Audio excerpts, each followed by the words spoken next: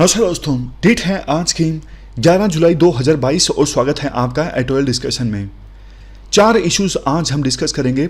सबसे पहले Indian Express का आर्टिकल हम डिस्कस करेंगे, शिंजो आबे जिनका असैसिनेशन हुआ, Shinzo Abe as a Indian friend से संबंधित। दूसरा आर्टिकल हम डिस्कस करेंगे रोड टू प्रोडक्टिविटी से संबंधित। तीसरा करंट अप्रोच टू आयुर्वेद से संबंधित और चौथा फिर से इंडियन एक्सप्रेस का श्रीलंकन क्राइसिस से संबंधित। चलिए डिस्कशन स्टार्ट करते हैं। First important article Shinzo Abe as a Indian friend से संबंधित हैं। आप जीएस पेपर सेकंड के इस टॉपिक से आर्टिकल को रिलेट कर सकते हो। क्या कंटेस्ट है? कंटेस्ट देखो दुखद है। जापान के former prime minister Shinzo Abe का हाल ही में असैसिनेशन हो गया, यानी एक हत्यारे ने उनकी हत्या कर दी गोली मार के।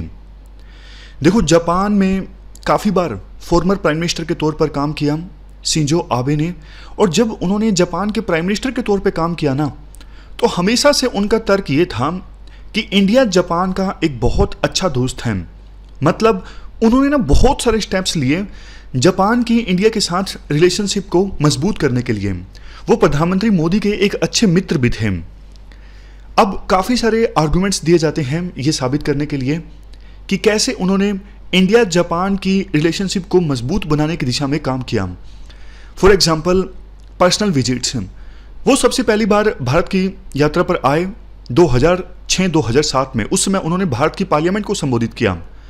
उसके बाद वो दिसंबर 2014 में, दिसंबर 2015 में और सितंबर 2017 में भी भारत की यात्रा पर आए।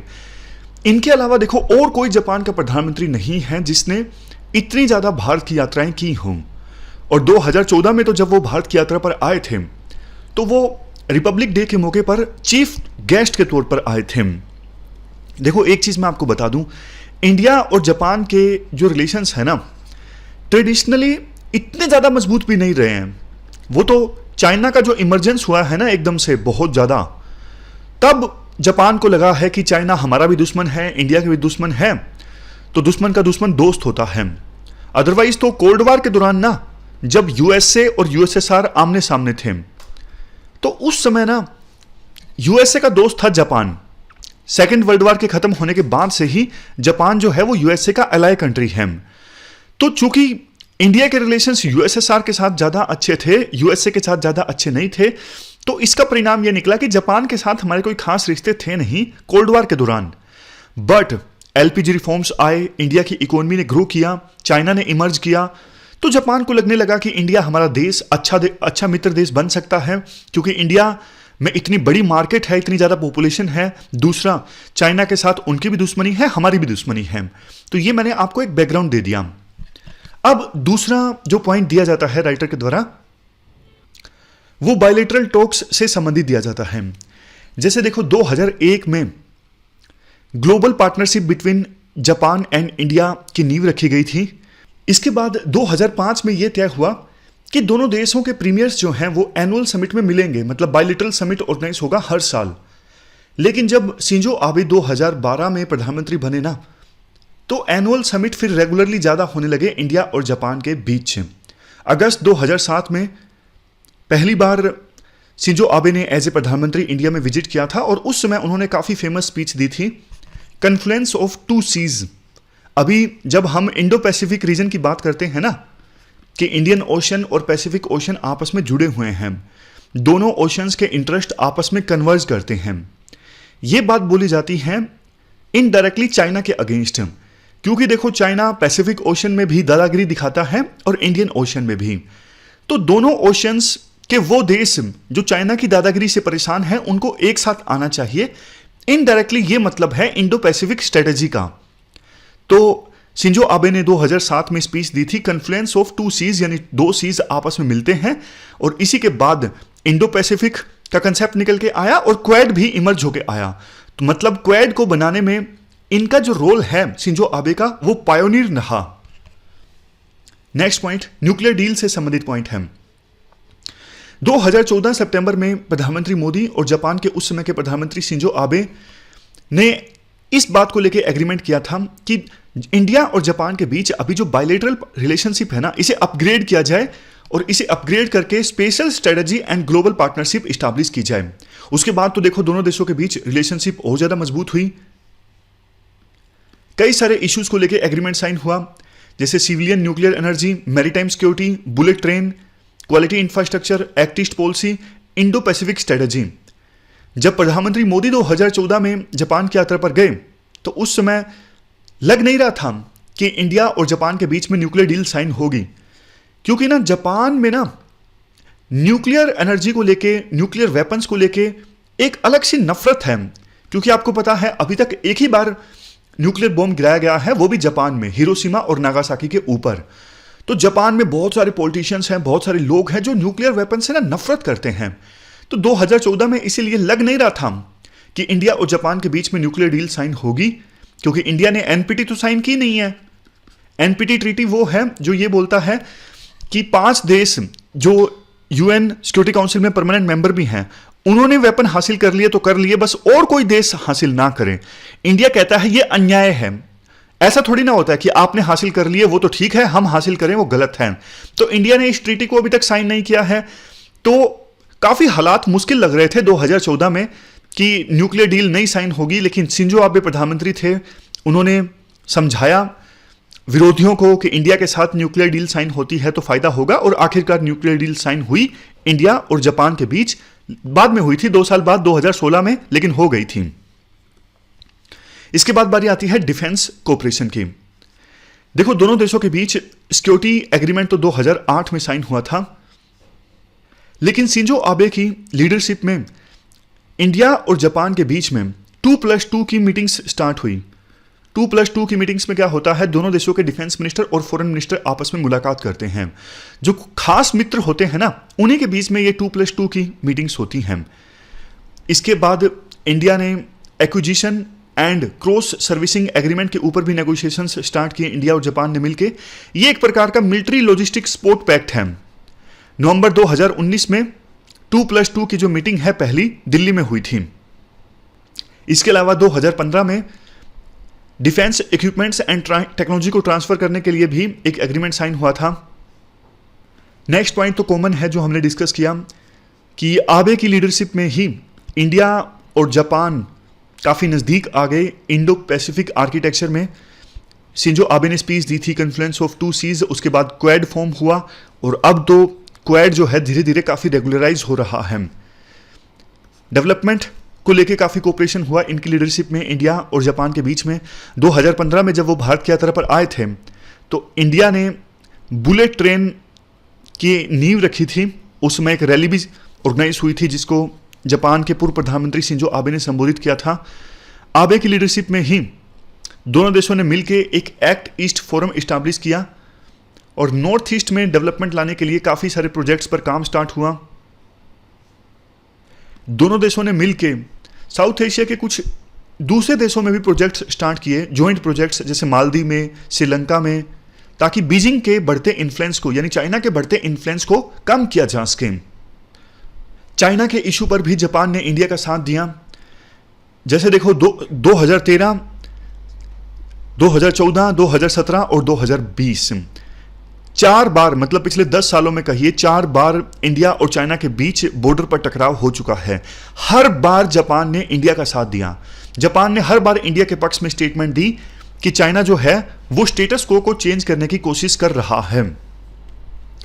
अब लास्ट पॉइंट आता है, शिंजो आबे एक वैल्यूएबल G7 लीडर थे इंडिया के लिए, और उन्होंने प्रधानमंत्री मोदी को होस्ट किया था अपने पैतृक घर यामानाशी में। पहली बार ऐसा था कि उन्होंने किसी फॉरेन लीडर को अपने घर होस्ट किया। बाद में शिंजो आबे जब भारत की यात्रा पर आए तो अहमदाबाद में उनके सम्मान में एक रोड शो ऑर्गेनाइज किया गया था।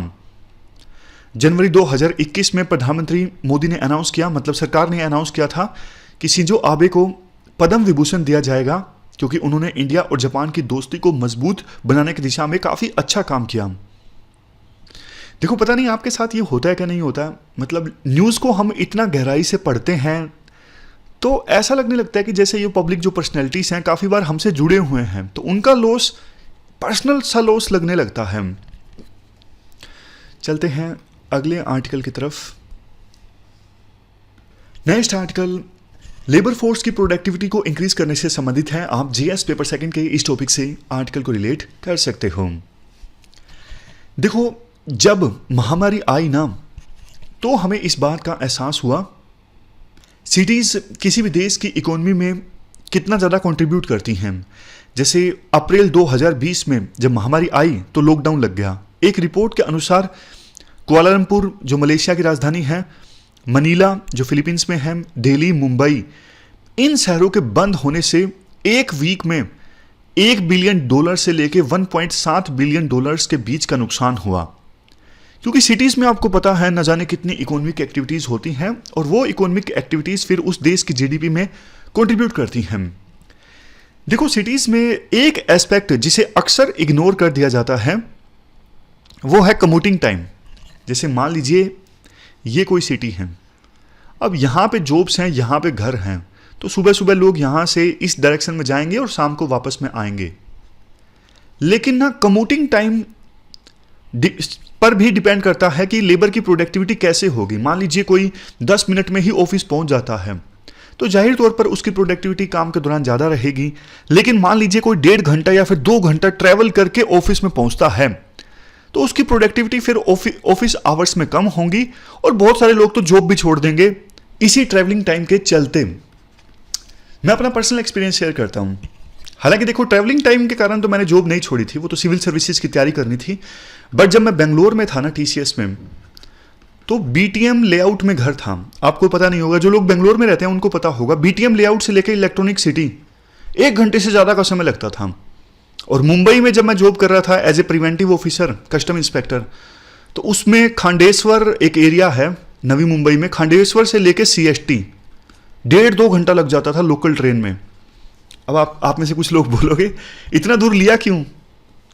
इतना दूर कोई तभी लेता है ना यार जब सस्ता मिलता है या फिर अच्छा मिलता है। वही मेरे साथ था। इसके बाद बात सिर्फ देखो माइक्रो चीज़ों की नहीं है कि हाँ इंडिविजुअल को नुकसान होता है, इतना ज़्यादा ट्रैवल करने से प्रोडक्टिविटी कम होती है, पैसा ज़्यादा लगता है, ट्रैवलिंग टाइम ज़्यादा लगता है, सब कुछ हर एस्पेक्ट से नुकसान होता है एक इंडिविजुअल को। लेकिन आप मैक्रो लेवल से देखोगे ना तो सिटीज़ को भी नुकसान होता है।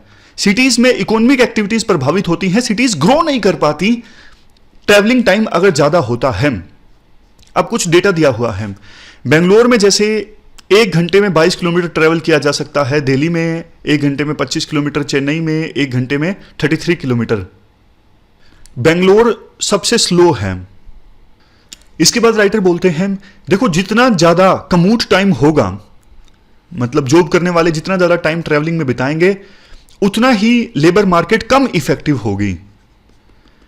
तो अगर लेबर मार्केट को इफेक्टिव बनाना है तो जॉब्स जो है ना वो एक्सेसिबल होनी चाहिए आसानी से, और कम्यूट टाइम यानी ट्रैवलिंग का टाइम कम से कम होना चाहिए। अब इसके लिए क्या किया जा सकता है? सीधा सा लॉजिक है, कोई रॉकेट साइंस नहीं है। इंफ्रास्ट्रक्चर को इंप्रूव करना, अर्बन लोकल बॉडीज को पूरी कोशिश करनी चाहिए कि ट्रैवल इंफ्रास्ट्रक्चर को इंप्रूव किया जाए। जैसे देखो हाल ही में एक रिसर्च सामने आई, कर्नाटक की सिटीज़ में यह पाया गया कि 1 किलोमीटर भी रोड की लेंथ अगर इंक्रीज की जाती है तो अर्बन लोकल बॉडीज का रेवेन्यू भी इससे बढ़ता है, पर कैपिटा 430 रुपए। सबको फायदा होता है अगर इंफ्रास्ट्रक्चर इंप्रूव हो, क्योंकि देखो रोड हैं, रोड अच्छे हैं तो एक टैक्स पेयर को भी टैक्स देने में मजा आता है कि हाँ मुझे सुविधाएं मिल रही हैं, और सिटीज को ओवरऑल भी फायदा होता है, उनका रेवेन्यू बूस्ट होता है।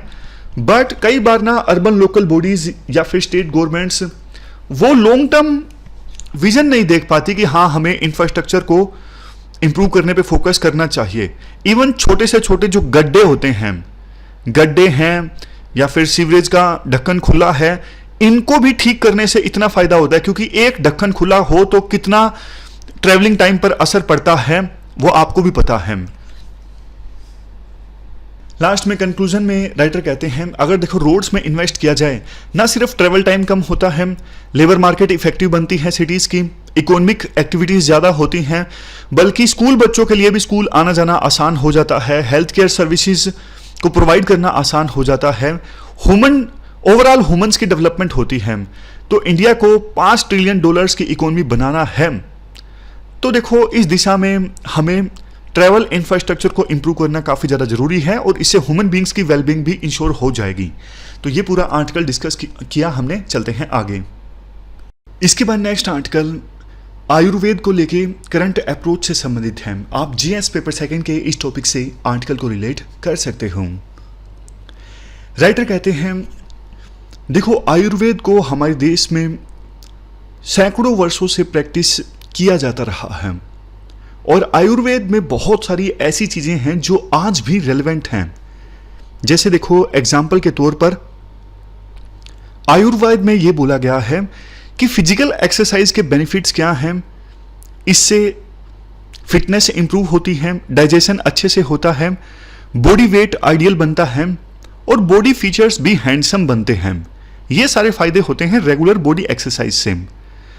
बट देखो ये तो आज भी रेलेवेंट है जो बात बोली गई 1500 साल पहले, लेकिन कई सारी ऐसी चीजें हैं जो आज के समय में रेलेवेंट नहीं है, क्योंकि उसके बाद ना बहुत सारी साइंटिफिक रिसर्च हो चुकी है। जैसे मैं आपको एग्जांपल देता हूं, यूरिन कैसे फॉर्म होता है। आयुर्वेद के अनुसार यूरिन फॉर्मेशन में किडनीज का कोई रोल नहीं है। अब देखो जब आयुर्वेद ये मानता है यूरिन फॉर्मेशन में किडनी का कोई रोल नहीं है, जबकि आज की साइंटिफिक अंडरस्टैंडिंग के हिसाब से तो किडनी का ही रोल है, तो फिर पुरानी अंडरस्टैंडिंग के हिसाब से अगर आयुर्वेद जो कुछ रेकमेंड करेगा तो वो तो गलत है ना। या तो उससे नुकसान होगा या कोई फायदा नहीं होगा। दोनों केस में पेशेंट्स के लिए तो नुकसानदायक है, क्योंकि आयुर्वेद ने इस अंडरस्टैंडिंग के हिसाब से आपको कोई डिजीज का इलाज रेकमेंड किया है कि यूरिन फॉर्मेशन में किडनी का रोल है ही नहीं, जबकि करंट जो साइंटिफिक अंडरस्टैंडिंग है ना, जो न जाने कितनी रिसर्च के बाद प्रूव हुआ है कि किडनीज का ही रोल है, तो इस चीज में फिर आयुर्वेद रेलेवेंट नहीं है ना। लेकिन कुछ एक्सपर्ट्स जो है ना वो बोलते हैं जो चीजें रेलेवेंट नहीं है उन्हें इंप्रूव कर दो, जो आज भी रेलेवेंट हैं, जो टाइमलेस हैं, उन्हें आगे लेके चलो। लेकिन सरकार इस पे ध्यान नहीं देती। जो डिपार्टमेंट ऑफ आयुष है ना, काफी पैसा खर्चा करता है, काफी सारी रिपोर्ट्स भी आ चुकी हैं। जैसे एग्जांपल दिया जाता है report, for example PS Warrier, ये आयुर्वेद्याशाला कोटाकल के हैं। इन्होंने ये कहा था कि आप वो चीजें जो आज के समय में आयुर्वेद की रेलेवेंट नहीं है उन्हें इंप्रूव कर दो, कुछ नई चीजों को ऐड कर दो। यही बात और बहुत सारे आयुर्वेद के एक्सपर्ट्स ने बोली। उस्मान कमेटी में भी ये चीजें ऐड की गई, लेकिन बावजूद इसके अथॉरिटीज ने कुछ नहीं किया। मतलब जो आयुर्वेद की अंडरस्टैंडिंग है ना सदियों पुरानी, वही चली आ रही है। एग्जाम्पल दिए जाते हैं और भी कुछ प्रोफेसर्स के, जैसे देवी प्रसाद चट्टोपाध्याय, प्रियव्रत शर्मा, इन्होंने भी कहा था कि जो देखो टेक्स्ट आयुर्वेद के आज के समय में रेलेवेंट नहीं है उनको रिवाइज करना चाहिए, बट अभी तक नहीं किया गया है। देखो एक चीज मैं आपको बताऊं, बहुत सारे एक्सपर्ट्स ये बोलते हैं, आप इस बात को ना जो मैं बोलना चाहता हूं उसको मैच्योर ढंग से लीजिएगा। देखो सभी धर्मों में जो पवित्र टेक्स्ट है ना, चाहे वो हिंदू धर्म के हों, इस्लाम के हों, क्रिश्चियनिटी के हों, जो भी पवित्र टेक्स्ट है ना वो टाइमलेस नहीं है। टाइमलेस ना होने का मतलब देखो ये है, जो भी पवित्र ग्रंथ है ना विभिन्न धर्मों के, वो देखो एक पर्टिकुलर समय पर लिखे गए थे और उस समय जो परिस्थितियां थी, जिन प्रैक्टिसेस को फॉलो किया जाता था, उसकी छाप देखने को मिलती है उन पवित्र टेक्स्ट पे। जैसे देखो आज मैं कुछ भी लिख दूं, चाहे मैं डेमोक्रेसी से संबंधित लिख दूं, चाहे मैं एजुकेशन से संबंधित लिख दूं, मैं जो कुछ अपने आसपास देख रहा हूं, पढ़ रहा हूं, उसी के हिसाब से तो मैं कुछ लिखूंगा ना। समझ रहे हो? उसी प्रकार से जो पवित्र टेक्स्ट लिखे गए थे, उस समय परिस्थितियां कैसी थी, कैसे लोग थे, उसी के हिसाब से वो पवित्र टेक्स्ट लिखे गए थे। बट उन टेक्स्ट को आप आज के हिसाब से इंप्लीमेंट करने की कोशिश करोगे ना, दिक्कत आएगी ही आएगी। बात सिर्फ आयुर्वेद की नहीं है, बात विभिन्न धर्मों के ग्रंथों की भी है। समझ गए? जैसे हमारे देश में आप हिंदू धर्म से संबंधित मनुस्मृति को आज के हिसाब से इंप्लीमेंट करने की कोशिश करोगे, या फिर हिंदू धर्म के दूसरे ग्रंथों को इंप्लीमेंट करने की कोशिश करोगे, तो दिक्कत आएगी। उसी प्रकार से आप इस्लाम के जो पवित्र ग्रंथ है, जैसे कुरान है, उनको आज के समय के हिसाब से इंप्लीमेंट करने की कोशिश करोगे तो दिक्कत आएगी ही आएगी। जैसे तालिबान है या फिर आईसिस है, ये क्या करते हैं, ये ना जो पवित्र ग्रंथ है कुरान, उसको ना आज के हिसाब से इंप्लीमेंट करने की कोशिश करते हैं। वो बोलते हैं जो लिखा गया है बस उसे ही इंप्लीमेंट करो। वो ये नहीं सोचते कि पवित्र ग्रंथ कुरान में जो लिखा गया है वो एक कितना पहले 1500 साल पहले लिखा गया था, उस समय सिचुएशन कैसी थी, उस समय तो इक्वलिटी भी नहीं थी महिलाओं के बीच में और मैन के बीच में। आज इक्वलिटी है, लेकिन तालिबान कहता है नहीं, महिलाओं को एजुकेशन नहीं देने दी जाएगी, महिलाएं घर पर रहेंगी। तो ही तो दिक्कत आती है। यूं मान लिया जाता है कि बस इस पवित्र ग्रंथ में जो लिख दिया गया वो लिख दिया गया, चाहे वो 1500 साल पहले लिखा गया हो, चाहे वो 2000 साल पहले लिखा गया हो। बस उनको कौन समझाए जो गलत इंटरप्रिटेशन करते हैं कि समय भी तो चेंज हुआ है भैया, आज मॉडर्निटी आ चुकी है। मतलब हजारों साल हो गए, हजारों साल में हमने कुछ समझा है कि टॉलरेंस एक वैल्यू होती है, विभिन्न धर्मों का सम्मान करना होता है, इक्वालिटी जरूरी है। इतना कुछ हमने सीखा है पिछले 1500 साल में, 2000 साल में। तो उसके हिसाब से आप चीजों को आगे लेके जाओ ना कि उन पवित्र ग्रंथों में जो कुछ लिख दिया गया बस लिख दिया गया, आप उसी टेक्स्ट को इंप्लीमेंट करो, ना आगे देखो ना पीछे देखो। इतनी सी बात है। देखो आपकी अलग बात है, बट आम आदमी इन चीजों को नहीं समझता। तभी तो धर्म के नाम पे लड़ाइयां होती हैं, तभी तो धर्म के नाम पे इतना वायलेंस होता है। खैर चलते हैं आगे। इसके बाद नेक्स्ट आर्टिकल देखो, श्रीलंका की अपराइजिंग से संबंधित है। क्या कंटेक्स्ट है? कंटेक्स्ट है, देखो आप वाकिफ हो, परसों की ये बात है, श्रीलंका में प्रेसिडेंट हाउस में एंटर कर गए प्रोटेस्टर्स। मार्च से ही श्रीलंका में राजपक्षे ब्रदर्स के अगेंस्ट प्रोटेस्ट चल रहा था। प्रेसिडेंट हाउस के नज़दीक एक ग्राउंड है, वहाँ पे गाले फेस, वहाँ पे प्रोटेस्टर्स प्रोटेस्ट कर रहे हैं। मार्च से ही समय समय पर प्रोटेस्टर्स के द्वारा प्रेसिडेंट हाउस के नज़दीक आके भी प्रोटेस्ट किया जाता था, लेकिन इस बार प्रोटेस्ट इतना ज़्यादा बढ़ गया कि प्रोटेस्टर्स जो है वो प्रेसिडेंट हाउस के अंडर एंटर कर गए और गोटाबाया राजपक्षे जो प्रेसिडेंट हैं उनको भागकर अपनी जान बचानी पड़ी। अब उन्होंने कह दिया है कि मैं इस्तीफा देने को तैयार हूं। देखो श्रीलंका में हालात काफ़ी ज़्यादा ख़राब हैं, इकोनॉमिक सिचुएशन काफ़ी ज़्यादा ख़राब है। वहाँ पे जो रोज़मर्रा की ज़रूरी आइटम्स हैं ना, जैसे दूध, चीनी, इन सब के दाम भी बहुत ज़्यादा बढ़े हुए हैं। श्रीलंका को काफ़ी पुअरली मैनेज किया गया है। वहाँ पे राजपक्षे ब्रदर्स ने ना पॉपुलिस्ट पॉलिसीज़ को अपनाया। सिन्हालीज जो मेजोरिटी कम्युनिटी है श्रीलंका में, उनको खुश करने की कोशिश की कि वो वोट दें, और इसके साथ साथ पॉपुलिस्ट पॉलिसीज़ को अपनाया। पॉपुलिस्ट पॉलिसीज़ जैसे फ्री में बिजली बांट देना, बहुत सारी चीज़ें फ्री में देना, और इकोनॉमी की चिंता मत करना, जो होता है हो। इस सोच के साथ राजपक्षेस ने श्रीलंका को गवर्न किया, और उसी का नतीजा ये निकला कि आज श्रीलंका एक बहुत ही ज्यादा गहरे इकोनॉमिक क्राइसिस में है, बैंकरप्ट हो चुका है अब श्रीलंका। अब आईएमएफ से जब नेगोशिएट करेगा श्रीलंका, तो बैंकरप्ट कंट्री के प्लेटफॉर्म पे आके नेगोशिएट करेगा, तो और भी ज्यादा हार्श टर्म्स आईएमएफ इंपोज कर लेगा श्रीलंका के ऊपर, श्रीलंका को लोन देने के लिए। आज के समय में देखो श्रीलंका के ऊपर $51 बिलियन का डेट है, यानी कर्ज है, और इसके लिए आईएमएफ से लोन लेना पड़ेगा। चूंकि बैंकरप्ट हो चुका है तो आईएमएफ लोन तो देगा, लेकिन काफी स्ट्रिक्ट टर्म्स पर। श्रीलंका में जो भी सरकार आएगी उसको टैक्स इंक्रीज करना पड़ेगा, बहुत सारे कड़े फैसले लेने पड़ेंगे। तो आने वाली जो राह है श्रीलंका के लिए, देखो वो भी आसान नहीं है। यही चीजें बोली जाती हैं आर्टिकल में कि जो प्रोटेस्ट चल रहा था ना प्रेसिडेंट हाउस के नजदीक मार्च के महीने से, उसमें देखो वो भीड़ शामिल थी प्रोटेस्ट में जो यूजुअल पॉलिटिकल रैलीज में नहीं शामिल होती थी।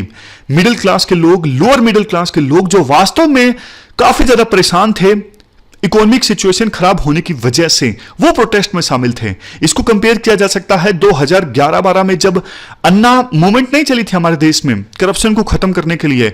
उसमें देखो हर क्लास के लोग शामिल हो रहे थे, हर धर्म के, और वो देश में एक बहुत बड़ा प्रोटेस्ट था काफी सालों में। ठीक उसी प्रकार का प्रोटेस्ट देखने को मिला श्रीलंका में।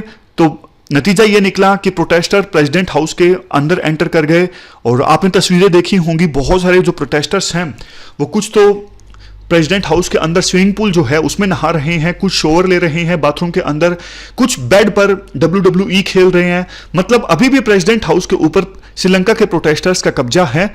और अब देखने वाली बात यह होगी श्रीलंका में नई सरकार कैसे बनती है। उम्मीद यह जताई जा रही है कि एक ऑल पार्टी गवर्नमेंट बनेगी, मतलब यूनिटी गवर्नमेंट बनेगी श्रीलंका में।